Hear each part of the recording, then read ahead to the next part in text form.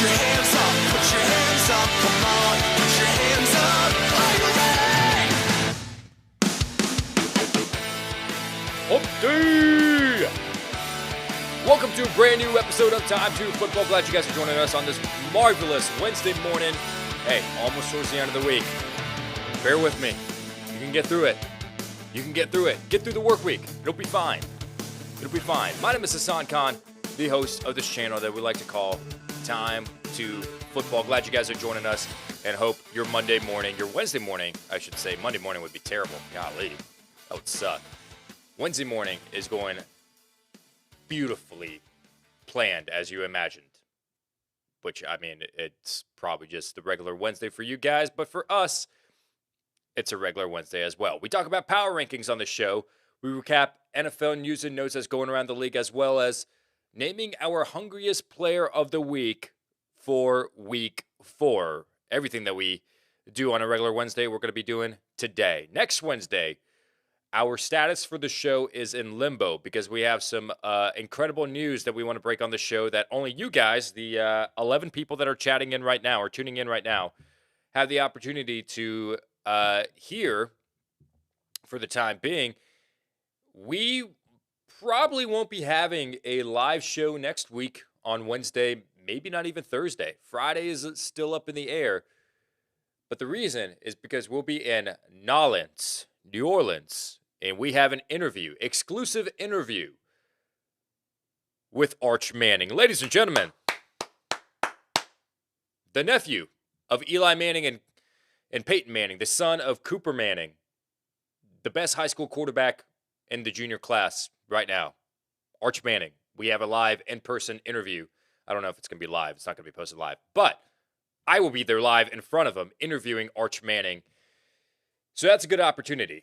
In order to do that, though, I had to sacrifice and lose Wednesdays and Thursdays show because I had to fly out there, drive out there. I don't know exactly what I'm doing just yet. But Arch Manning, that interview will be posted on this YouTube channel. Be on the lookout for that. Next week, Wednesday and Thursday, we may not have a show. You guys are continuing to tune in on the chat, so I'm going to go ahead and acknowledge you guys. Isaac, trade Cordero Patterson for DeAndre Swift. All right, good morning to you. Good morning to you, Isaac. How you doing? You doing great? You having a good morning? Perfect. Now that we acknowledge that, how you doing? Nice to meet you. To answer your question, trade Cordero Patterson for DeAndre Swift. Yes, I would do it. Dude, I know Javon says no, Isaac, and Cordero Patterson is probably going to continue his hot streak. I'm not a believer in Cordero Patterson. To the extent of 32 fantasy points a week is not going to be happening. DeAndre Swift is the more talented player at this point in their career. He's younger, he's faster, he's more athletic. DeAndre Swift would be the guy. So I would give up Cordero Patterson. But I know that Javon also has a question that you would like to get answered as well. He has different opinions on that. Carson out. I lost Monty and Damian Williams was unavailable. Collins or Pirine? Pirine, I guess. I mean, Collins is just going to be at a committee. Unless Chris Carson is hurt. Dude, if Chris Carson is hurt because of that neck injury, Collins all the way. I'm doing great. Dude, Isaac, for sure. Thank you and hope your day is amazing. Drop Robbie Anderson for Jacoby Myers, Michael Pittman, or Marvin Jones. Well, Marvin Jones might be the number one wideout. I don't know. It might also be Laviska Shenault. See, here's the thing, though.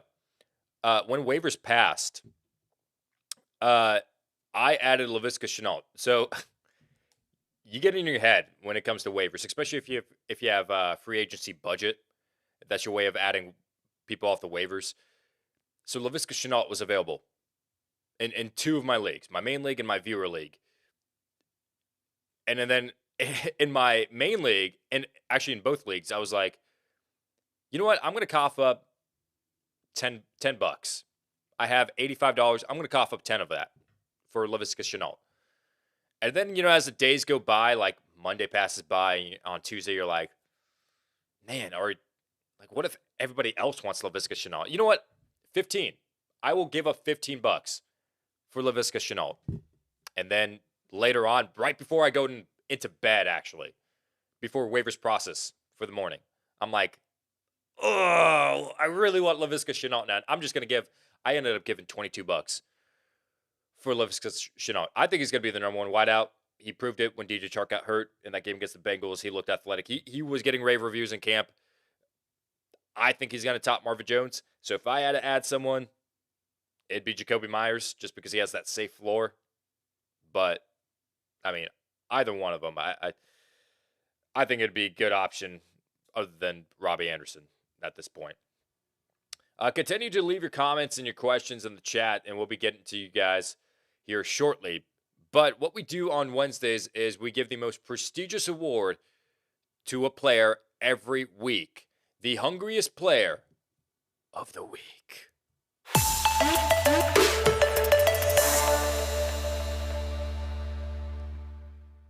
Hungriest Player of the Week, the one that wanted it the most. This isn't about who had the best stats. This isn't about who put up the best numbers, is going to be the NFL offensive, defensive player of the week. No.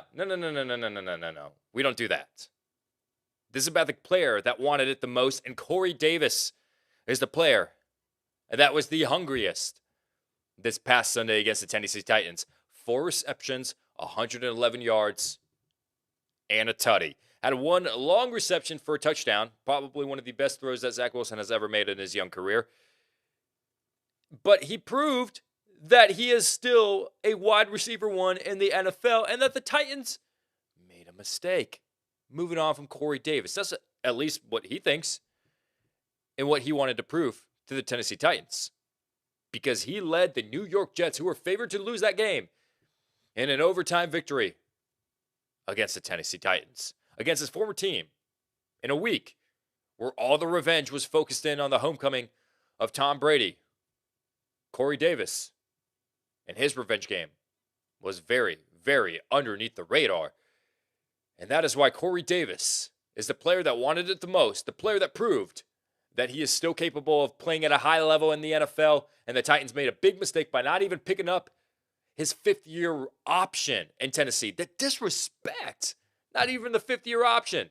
Corey Davis, you had your moment. I bet it felt great, that touchdown against the Tennessee Titans. And that is why you are the hungriest player of the week. NFL news and notes that's going around the league as of today, Wednesday, October 6th. What is happening here today? Well, big news. Two big free agent names out there right now on the defensive side of the ball. Stephon Gilmore and Jalen Smith. Stephon Gilmore was released earlier this morning, Wednesday morning, by the New England Patriots. He was put on that PUP list, that PUP list, physically unable to perform list, because of an injury. And the Patriots decided, let's just get rid of this guy. That should tell you how confident they are in Stephon Gilmore and maybe his recovery, his timetable. I don't know whether it was money. I haven't read too much into it just yet. If anybody else has any more information, if you guys are checking in on Twitter or anything, please leave a comment and let us know your thoughts. I mean, I would love to hear from you guys. But just from what I hear, Stephon Gilmore, all I know is that he's been released. And it's mainly might be because of the injury, and the timetable is just longer than we expect. So we don't expect him to be a free agent for long. He's one of the best defensive players out there, just 2 years removed from being the defensive player of the year. He's going to find a team here shortly. So it's up to him now if he wants to sign with a contender. I think he is going to sign with a contender because my loyalty to the Atlanta Falcons would say, hey, veteran minimum. Stephon Gilmore, veteran minimum. Do it for the team. He's not going to do that. He's not going to sign with the Falcons. So he's going to sign with a contender. And it might be sooner than we think. So Stephon Gilmore has been released. Jalen Smith has also been released by the Dallas Cowboys, talented linebacker. Now, here's the thing with Jalen Smith. You may look at the name value and say, okay, well, he's been released. That's kind of a big shocker. A little bit. It's the talent is there, and he's proved in the past to be worthy of being a starting player in the NFL. But it looks like since Keanu Neal shifted to being a linebacker from being a safety, Dan Quinn prefers having Keanu Neal, Leighton Vander Esch. Like, Micah Parsons has been playing at a high level as well. So Jalen Smith has just been losing a lot of playing time. And, yeah, this is a big blow to the Cowboys defense. But in the long run, if you want to save some money, Jalen Smith had to get released. They tried to trade him away, couldn't find any suitors. They got rid of him. Jalen Smith has been released. Urban Meyer, this is a little bit of interesting news. I don't really get into drama on here, so I'm not going to get too much in depth on this. But if it affects football and players and their performance, then I'm going to mention it. And this, as a matter of fact, does, because his job status is something that might be up in the air. So Shad Khan stated that Urban Meyer has to regain the respect and the trust after a video has surfaced of Urban Meyer, hey, having the time of his life, I guess. Having the time of his life. I mean, listen, how old is he? That old? And that was happening in that video? I mean, immorally. Yeah, like, it's immoral. Like, you shouldn't be doing that, obviously. Okay, we got that out of the way. But, dude, that video, Urban Meyer, I was, really? There's a girl dancing on him. So, Urban Meyer, after that video surfaced, obviously that causes a lot of tension with, his own personal life and the players as well. And Shad Khan, the owner, my dad, actually, we have the same last name, stated that, okay, he has to regain the respect of everybody in the locker room and his own personal life. He has to deal with that. And he went out and actually met up with his team, his players this morning, docked it out, said that he was embarrassed about everything, mentioned his wife, and rightfully so. Like, he shouldn't have been doing that. Now, in the video, there's just not enough context. I mean, he was just kind of sitting, and the girl was just kind of backing it up on him. He was just kind of chilling. But, I mean, still, though, like, you got to, hey, get away. I'm married. So, Urban Meyer apologized for that, and seems like he's back in good graces. But we'll see. We'll see. Chris Carson does not practice ahead of the Thursday night football game against the LA Rams. He might be in jeopardy of sitting this one out. Alex Collins, who came in and actually had a sizable role, might be getting the start, with Rashad Penny also expected to continue to miss some time with an injury, being on injured reserve. So Chris Carson does not practice, has a neck injury.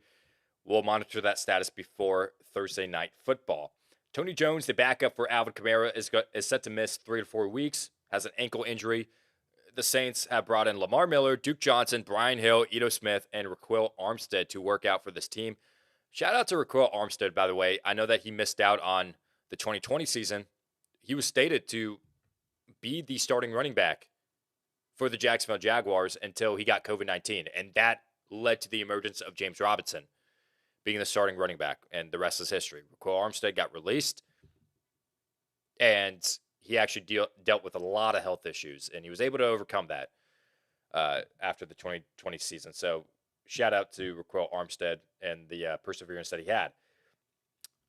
Josh Gordon has been promoted officially from the practice squad. He's going to be available and will be playing against the Buffalo Bills this Sunday on Sunday Night Football. Big Ben, last bit of news, has some hip issues.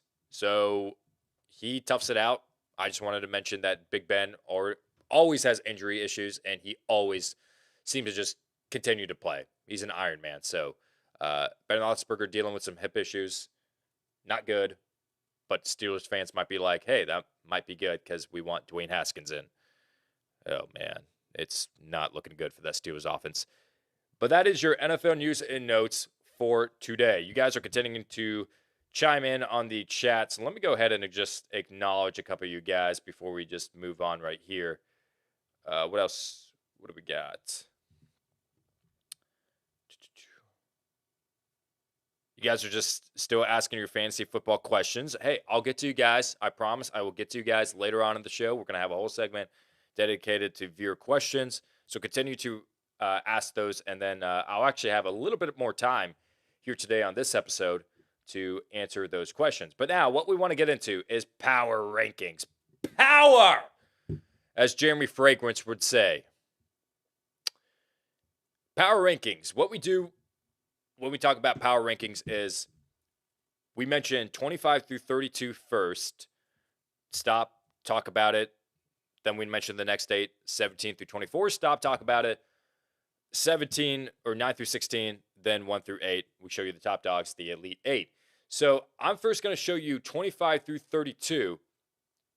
Show them, read them off, stop, talk about it. let's just discuss it. After week 4 of the 2021 NFL season, who's ranked at 25 through 32?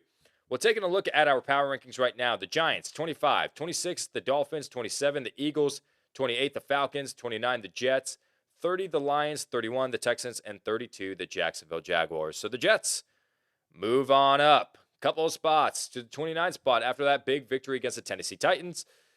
The Lions remain the same. The Texans, they drop down because it's looking worse and worse. But they're still better than the Jaguars because they beat the Jaguars in week 1. Now, the Eagles beat the Falcons, so they're still ahead of the Falcons. Now, the Giants did beat the Falcons, or the Falcons did beat the Giants, so you'd think that the Falcons would be ahead of the Giants, but it's a big victory for the New York Giants, so we just wanted to go ahead and acknowledge that. They jump up a few spots, 3 spots, and the Miami Dolphins just continue to fall down, so it's not looking good if you are a Dolphins fan. But that is 25 through 32. Now let's read off 17 through 24. The next set of 8. 17, Panthers. 18, Patriots. 19, Broncos. 20, Bengals. 21, Vikings. 22, Washington. 23, Colts. And 24, the Bears. So you see the string right there. 22, 23, 24, Washington, Colts, Bears. They moved up all 1 spot because the Dolphins were previously ranked 22, and we had to drop them down so low. And because of that, as a result, Washington, Colts, and Bears, who all 3 won their respective games, they move up 1 spot each. The Vikings drop a spot, even though I do think that they are talented. We have to look at the record. It's 1-3. The Bengals continuing to press, even though they are 3-1. So there's a lot of teams here that have pretty good records. 3 victories each. The Bengals, the Broncos, the Panthers. But they're only ranked between 17 through 20. You'd expect them to be ranked a little bit higher, yeah. But in the case of the Panthers, the Broncos, the Bengals, we're still trying to get a feel of them if they are one of the best teams in the NFL, if the record was a fluke, we're still trying to feel it out. I know in the case with the Broncos, the argument was, well, they haven't faced tough competition.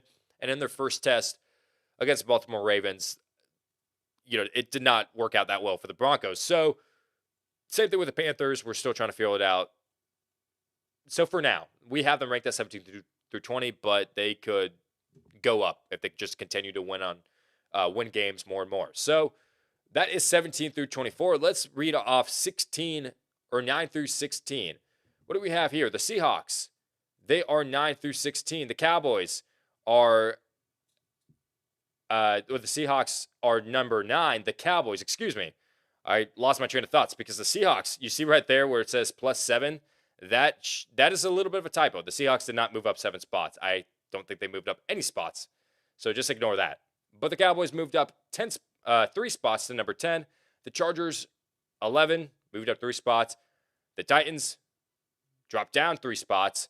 Raiders, 13, 14 Saints, 15 Steelers, 49ers are 16. So Chargers, Cowboys continue to impress. They move into the top 12. Cowboys into the top 10.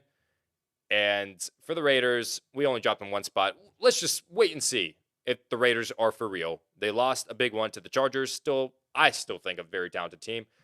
But the Titans take a big drop because of the loss that they had. I know it was just by a field goal, but it was to the New York Jets, so we had to drop them down drastically. Now, the top 8, Elite 8. What do we have? Okay, before I get into this, don't freak out with all these teams winning and dropping spots. Let me explain why they dropped a spot after I read them out. Okay, so let's read from number 8 to number 1. 8, the Browns. 7, the Chiefs. 6, the Packers. 5, Bills. 4, Ravens. 3, Buccaneers. 2, Rams.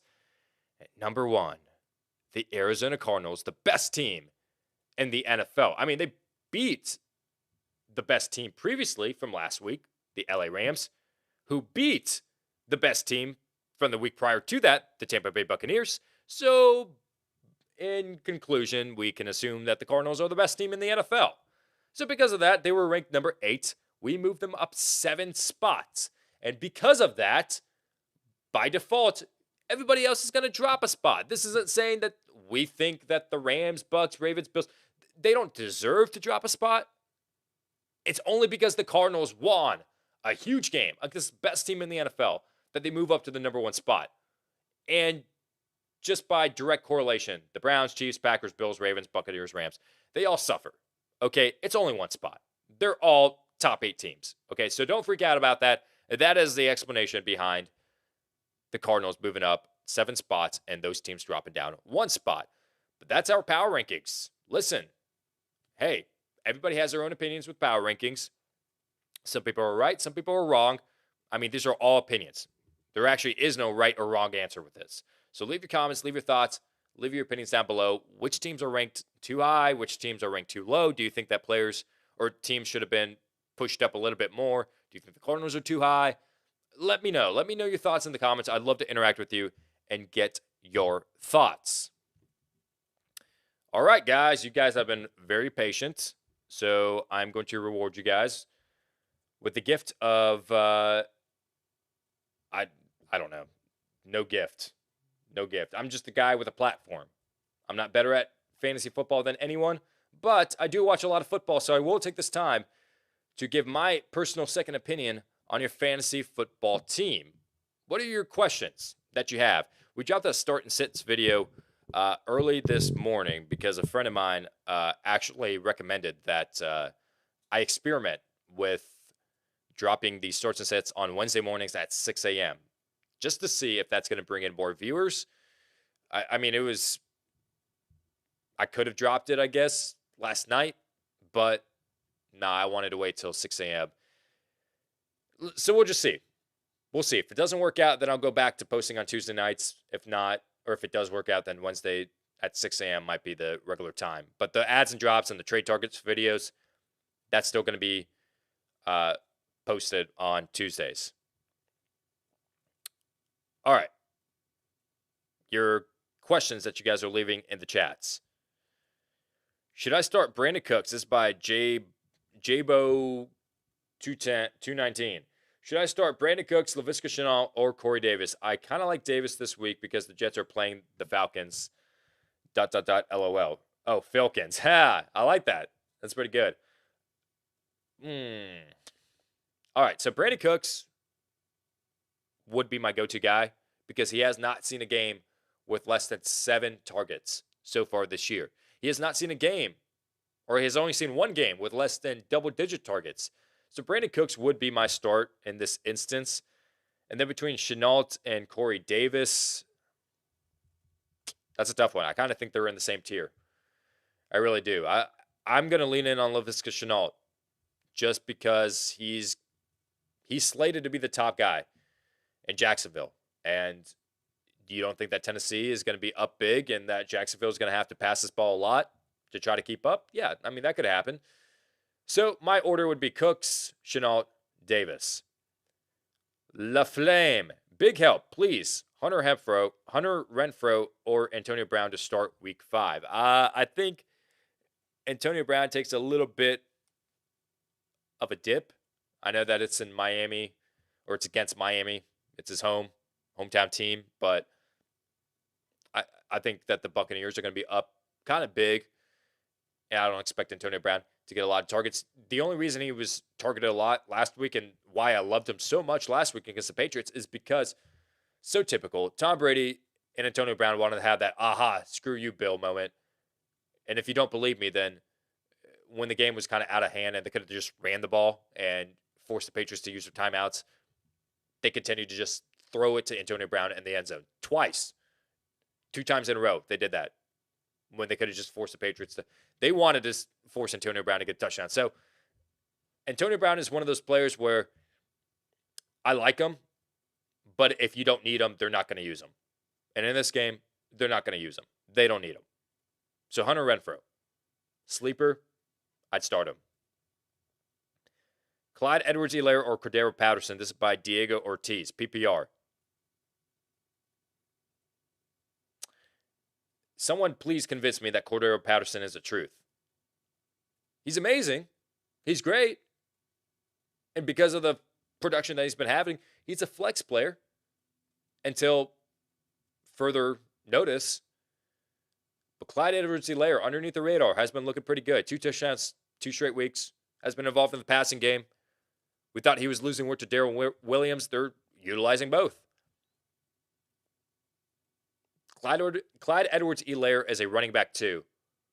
Cordero Patterson is a flex player. I'd start Clyde Edwards-Helaire this week. Gary Santos, you think A-Rob gets traded? Oh, it could happen. It could happen. I mean, which team would you want? I mean, you could go back to Jacksonville. You had DJ Chark miss out, but I mean, I don't think the Jaguars are really in the need of trading for a big name receiver. He could get traded to a contender, yeah, but I don't know. I think we'll have a better answer by November 2nd when the trade deadline comes by.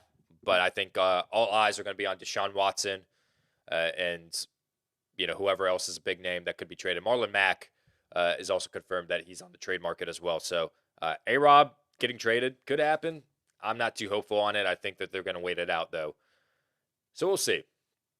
Packer, Tim Patrick, or Jamison Crowder? Thank you.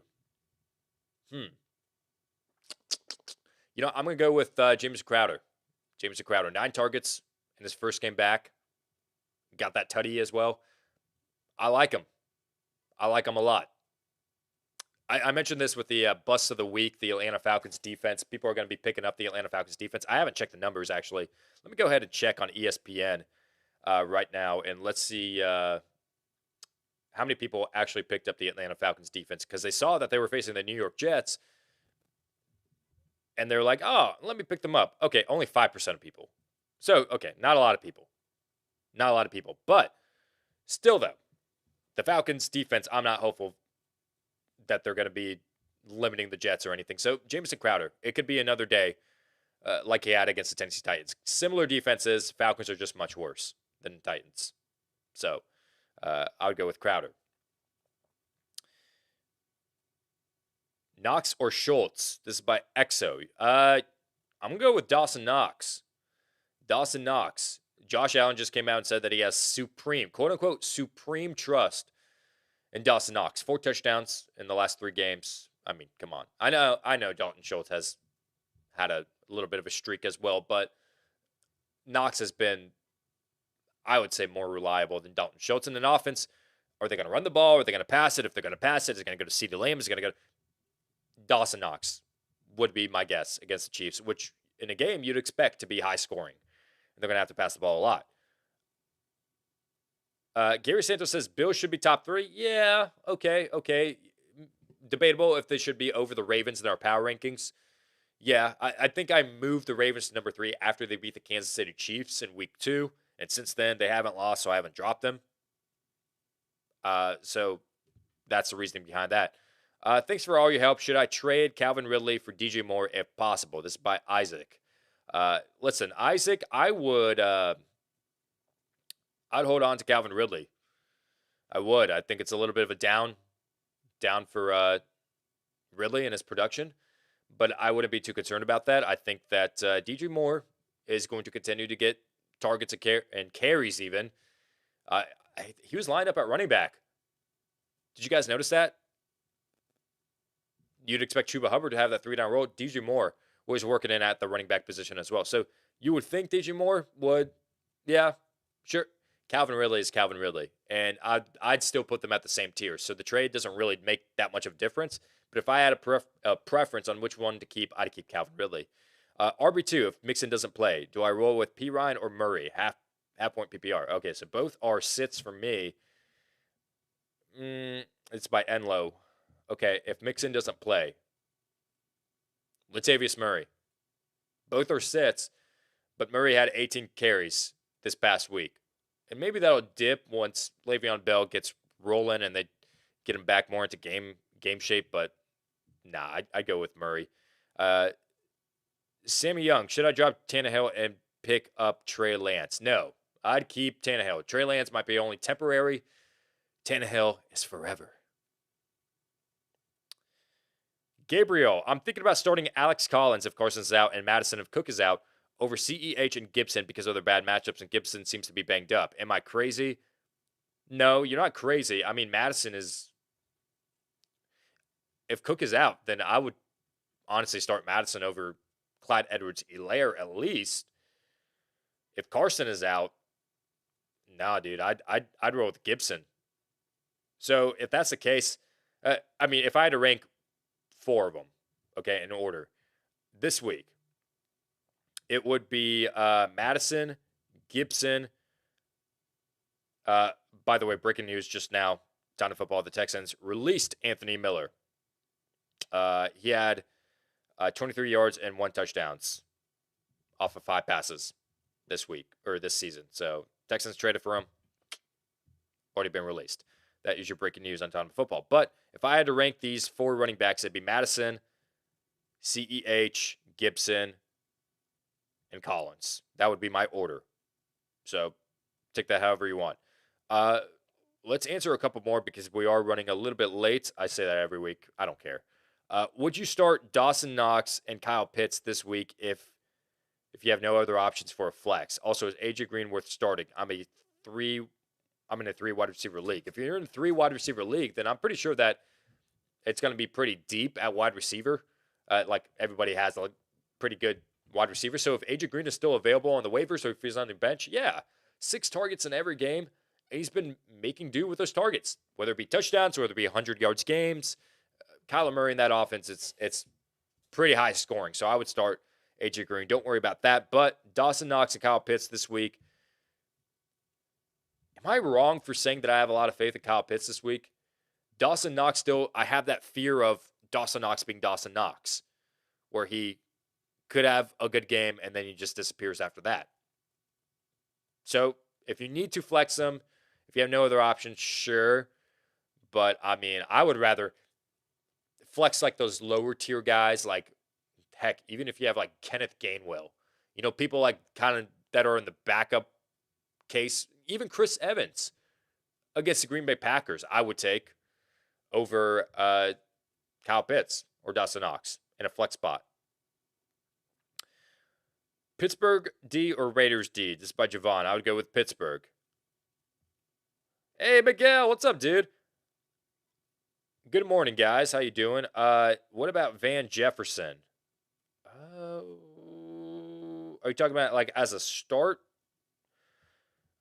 He did see his biggest workload, 6 targets, 90 yards. Now, keep in mind, though, they were playing from behind, so they had to pass the ball a lot. So, moving forward, I like Van Jefferson. Dude, I like Van Jefferson more than I like Robert Woods. I really do. I know Sean McVay says that he wants to get Robert Woods more involved, but I like Van Jefferson more than him. But, this week is just too risky of a start for Van Jefferson. Let me go ahead and answer one more just because I gotta sign off here.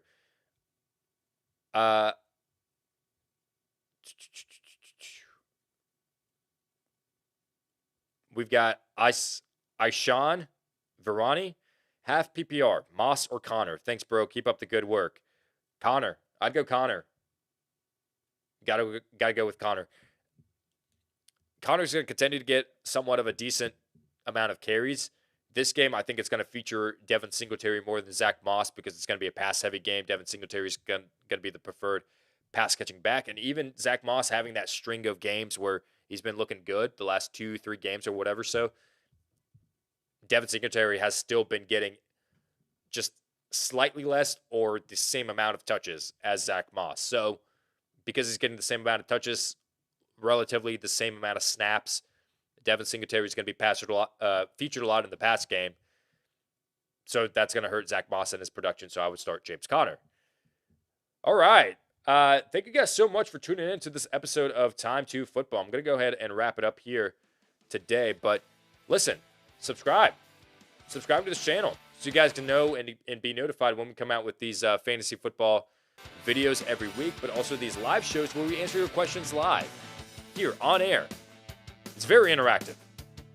Very interactive. Thank you guys so much for watching this episode of Time2Football. And remember, power!